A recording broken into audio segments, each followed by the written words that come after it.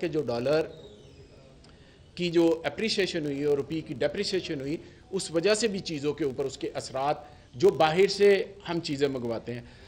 ख्वाजा साहब, ये चीज़ ज़हन में रखी जाए कि हम एग्रीकल्चर मुल्क हैं, लेकिन इस मुल्क के अंदर बदकिस्मती ये है कि हम तकरीबन 90% चीज़ें बाहर से मंगवाते हैं, जिसमें तमाम आपकी दालें हैं, आपकी एडिबल ऑयल्स हैं।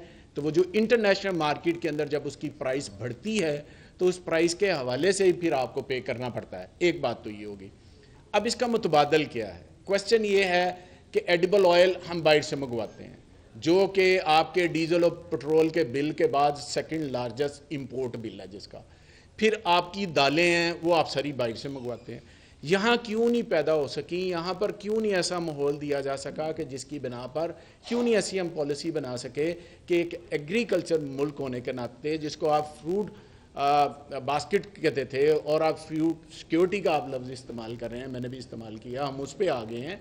उस मकसद के लिए अब हमारी जो फेडरल लेवल के ऊपर जो पॉलिसी बनी है कि जोन से इलाके जहाँ जहाँ पर जो चीज़ पैदा हो सकती है हम उसको प्रमोट कर रहे हैं, और वहाँ पर किसानों को बैंक के ज़रिए लोनिंग करके ताकि अपनी फसल को भी पैदा कर सकें, ना सिर्फ अपने मुल्क की ज़रूरियात पूरी करें बल्कि बाहर भी करें।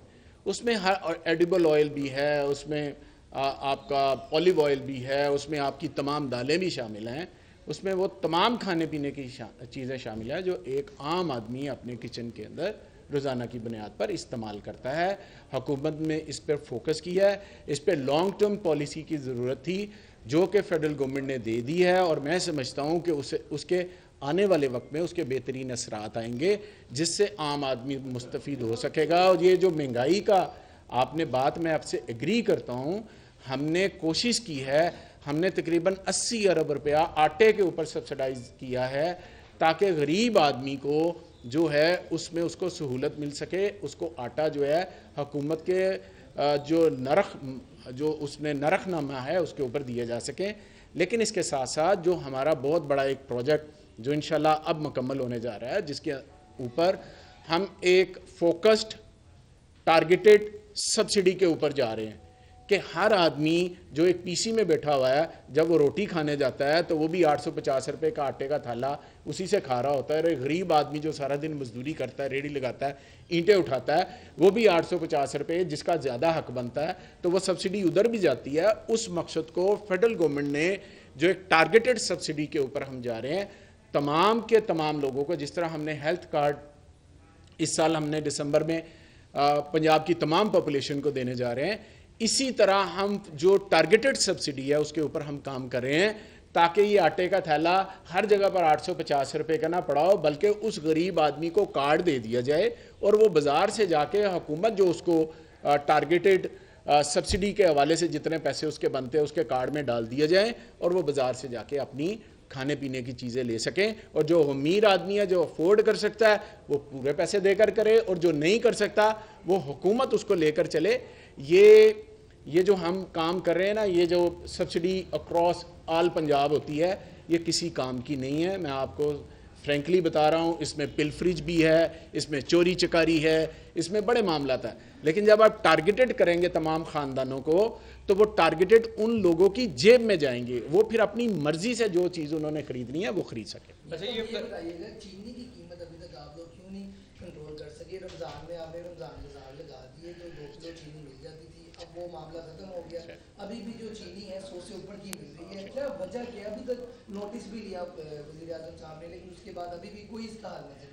इसी के साथ ऐड कर लें कि कहा जा रहा है कि बम्पर गंदम हुई और बम्पर कीमत दी गई, तो उसके बावजूद अभी भी जो रोटी की कीमत है वो जो बिक रही है वो 10 रुपये बिक रही है, ये नीचे क्यों नहीं आ रही? 2 सवाल हैं आपके। एक आपने चीनी के हवाले से फरमाया। देखिए, चीनी के हवाले से प्राइम मिनिस्टर पाकिस्तान ने फेडरल जो मिनिस्ट्री इंडस्ट्री है उनको डायरेक्शन दिए हैं कि चीनी का जो भी इसकी प्राइस की डिटर्मिनेशन है स्टेक होल्डर के साथ उन्होंने गालबन कर ली है, जो जहाँ तक मुझे पता चला है।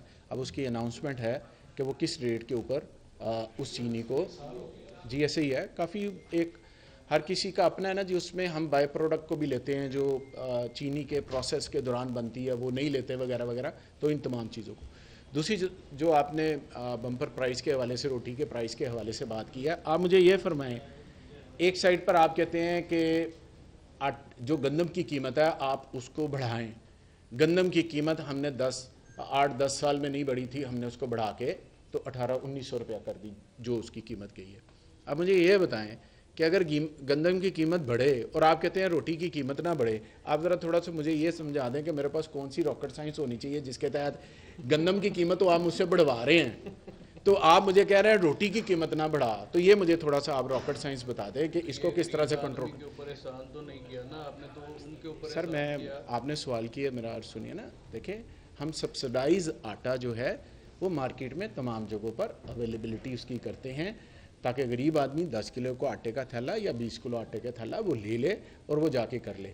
हाँ, जितनी उसमें गुंजाइश है रोटी की कीमत को कंट्रोल करने में, उसके ऊपर हम फोकस करते हैं कि 100 ग्राम जो रोटी है, बाकी तो नान वगैरह उसके ऊपर हम फोकस नहीं करते, हम सिर्फ रोटी के ऊपर फोकस करते हैं कि उसकी कीमत नहीं बढ़नी चाहिए, उसकी कीमत वो ही रहना चाहिए। उसमें जो 8 आने या 1 रुपये का जो फ़र्क पड़ता है उसको हमने जो मुतलका नॉन बाई एसोसिएशन है उनके साथ मीटिंग करके इस चीज़ को देखा भी है। ऑब्वियसली एक साइड पर आप कहते हैं मज़दूर की तनख्वाह भी बढ़े, मज़दूर की तनख्वाह अगर 18,000 थी वो 20,000 हो गई है, उसने तंदूर पे काम करना है तो उसने वो भी आप चार्ज करनी है। तो ये सिर्फ एक फैक्टर नहीं होता कि आप एक कह दें कि इसकी कीमत इतनी कम नहीं की, इसमें मल्टीपल फैक्टर्स, मल्टीपल रीजंस होती हैं। ये बताएं कि एक आस्पेक्ट को तो आपने कह दिया कि ये नाकाम हो गया, सब्सिडी वाला।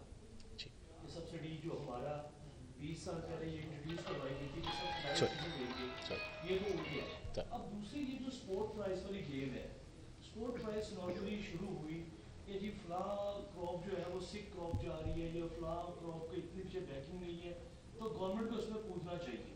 गवर्नमेंट 20 साल पहले आ गई कि आटे पे स्पोर्ट प्राइस देंगे, गंदम पे स्पोर्ट प्राइस देंगे, शुगर पे स्पोर्ट प्राइस देंगे, लेकिन दोनों चीज़ों की ना सब्सिडी को कोई फ़ायदा मिल सका लेमैन को, ना स्पोर्ट प्राइस का कोई लेमैन फ़ायदा ले सका। ये फ़ायदा उठा कौन रहा है दोनों? मेरी अर्ज़ सुनें, मैं ये सवाल नंबर दो चीज़ें देखिए। सपोर्ट प्राइस का मतलब ये है, गंदम में सपोर्ट प्राइस का मतलब ये है कि हुकूमत क्योंकि उसको खुद बाय करती है ताकि जो फूड सिक्योरिटी है उसको इंश्योर कर सके, हुकूमत खुद आती है और हुकूमत खुद मैदान में आके तो कोशिश करती है कि मैक्सिमम उसका ज़ख़ीरा कर सके ताकि लोगों को गंदम के हवाले से, आटे के हवाले से प्रॉब्लम ना आए। एक तो ये बात, यहाँ पर हम सपोर्ट प्राइस इसलिए करते हैं कि किसान की जो इनपुट है अगर वो ज़्यादा है और वो मैच नहीं कर रही तो अगली दफ़ा भी उसने फसल लगानी है, तो उस रियलिटी को मद्देनज़र रखते हुए हम उस कीमत को बढ़ा दें। और इंटरनेशनल मार्केट के अंदर भी आपने देखा होगा कि पिछले जब सालों के अंदर प्राइस नहीं बढ़ाई गई तो ये फिर स्मगल हुई है, क्योंकि इंटरनेशनल मार्केट में प्राइस ज़्यादा थी, आपकी प्राइस कम थी, तो वो बाया जो भी ज़राए हुए उन ज़राए के ज़रिए आपकी गंदम गई। आप हमें इस चीज़ को मानना चाहिए कि वो स्मगल हो गई या उसका जो भी तरीकाकार हुआ। जब इंटरनेशनल मार्केट के आप बराबर उन प्राइस को लेकर नहीं आएंगे तो फिर यही होगा। आप अपने अगर हम फर्ज करें, अगर हम किसान को कम प्राइस देते हैं, हम कहते हैं हमने लेनी 1400 रुपये पे, मैं एक मिसाल दे रहा हूँ, वो वाया किसी ना किसी के बाहर चली जाएगी, फिर हम इंटरनेशनल जो किसान है उसको फ़ायदा पहुँचाने के लिए वीट को इम्पोर्ट करना शुरू कर देते हैं। वाई नॉट के अपने किसानों को वो प्राइस दी जाए जिससे वो एलिवेट हो, तो हमने उसको एलिवेट किया। दूसरी देखें, गन्ने की प्राइस, हम गन्ना नहीं खरीदते, हुकूमत ये कहती है कि गन्ने की जो एक प्राइस है इस प्राइस से नीचे कोई नहीं खरीदेगा। इत्तेसाल होता रहा है, उन लोगों ने इत्तेसाल किया जो कि खुद हुक्मरान थे, उन्होंने इत्तेसाल किया ना, उनकी खुद मिलें थी, कीमत 180 मुकर्रर की, लिया 120 पे, उसमें भी कटौती डाल के तो 90 रुपये उनको कीमत दी। ये रिकॉर्ड की हिस्से है, मैं कोई बात नहीं कर रहा। तो हम वहाँ पर जो सपोर्ट प्राइस है हम उनको दे रहे हैं, यहाँ पर हम एक लाइन लगा रहे हैं कि इससे नीचे आपने नहीं आना। हमने उनकी कटौतियाँ ख़त्म की हैं। नंबर 1, गन्ने के अंदर हमने वेट जो उसका पूरा उनको तोल जो है उसको इंश्योर करने की कोशिश की है।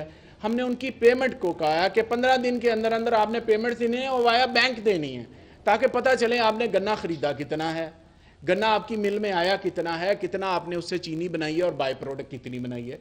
ये तमाम चीज़ें करने के लिए एक हौसले की ज़रूरत थी, जिस हौसले के तहत हमने उसको किया है, उनकी चोरी चुकारियों को बंद किया है। ये कोई आसान काम नहीं था। जब हुक्मरान खुद कारोबार उन चीज़ों का करेंगे जो पब्लिक खाती है डायरेक्ट, तो फिर वो मुल्क जो है वो उसके अंदर फिर फूड के क्राइसिस इसी तरह ही आते हैं। क्या सन 2010 के अंदर जब नून लीग की हुकूमत थी तो चीनी क्या 110 रुपए नहीं बिकी?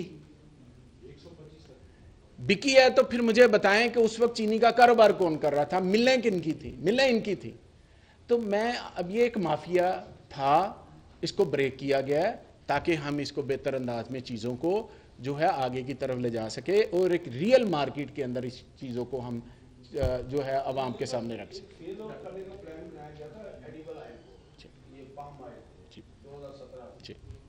उसका कहा गया इसका जो सनफ्लावर को हम प्रमोट करेंगे और 2020 तक जो है ये से निकल जाएगा। अनफॉर्चुनेटली हुकूमत बाद में उनके प्रेशर भी आई ईमेल वालों को, तो वो सारा कुछ है ना वो कोई कमी दोबारा वो तमाम तरह की ड्राइयों के घी दोबारा निकलने लगा। Cooking oil palm oil base बिक रहा है और जो एक प्लान था उस पर वो एग्जीक्यूट नहीं हो सकता। मैं अर्ज करता हूँ, आपका सवाल मैं रीफ्रेस कर देता हूँ। वो यूँ है कि पंजाब फूड अथॉरिटी ने एक एक्ट बनाया था, एक स्कीम बनाई थी, एक पॉलिसी बनाई थी, जिसे आम लफ्ज़ों में कहते हैं, एक पॉलिसी बनाई थी कि जो एडिबल जो घी है उसको ख़त्म करेंगे, बनास्पति घी को, और उसकी जगह पे ऑयल आएगा। उसके उन्होंने मेडिकली और टेक्निकली उन्होंने उसके प्लस मैंने बताए थे कि इंसानी सेहत के ऊपर उसके क्या असरात है। एक बात जो इसको ग्रो करने के लिए जो सीड ऑयल जो हम इसको ग्रो करने के लिए जो हुकूमत की पॉलिसी थी, पिछले दिनों प्राइम मिनिस्टर पाकिस्तान ने इस्लामाबाद कन्वेंशन हॉल के अंदर एक बहुत बड़ी जो किसानों के साथ मीटिंग की है, इंटरेक्शन की है। उस इंटरेक्शन के अंदर उन्होंने ये कहा है कि हम किन किन एरियाज़ के ऊपर, देखें हुकूमत का काम है कि उन एरियाज़ को सर्वे करके आइडेंटिफाई करे कि कौन सी फसल किस जगह पर हो सकती है। ये हुकूमत का काम है। हुकूमत ने उन एरियाज़ को आइडेंटिफाई कर दिया कि ये आपके ऑलिव ऑयल के लिए है, ये पाम ऑयल के लिए है, ये फ़लाँ दाल के लिए है, ये फ़लाँ मर्च के लिए है। तमाम चीज़ों को हमने आइडेंटिफाई कर दिया। अब उन जगहों पर फसलों के लिए हुकूमत कोशिश कर रही है कि किसान को एक्सेस दी जाए टू बैंक के साथ, ताकि बैंक के ज़रिए किसान जिसके पास पैसे नहीं हैं वो अपनी फसल को लगाना चाहता है तो फिर उसको आसान तरीन कर्जा जो है, मैं तो यहाँ तक फेडरल गवर्नमेंट से रिक्वेस्ट करूँगा कि जो दालें जो हम बाहर से, जो चीज़ भी बाहर से इंपोर्ट करते हैं खाने की, जो आम आदमी खाने की चीज़ लेता है, उसको ज़ीरो इंटरेस्ट के ऊपर लोन दिया जाए ताकि यहाँ पर वो आपकी वो चीज़ें पैदा हों 0% लोन के ऊपर, ताकि एक दफ़ा यहाँ पर रवायत बन जाए कि हम अपनी चीज़ें खुद पैदा करें, बजाय इसके कि हम डॉलर इकट्ठे करें और बाहर से उनको इंपोर्ट करें। इंपोर्ट करके हम अपना सारा का सारा जो आपका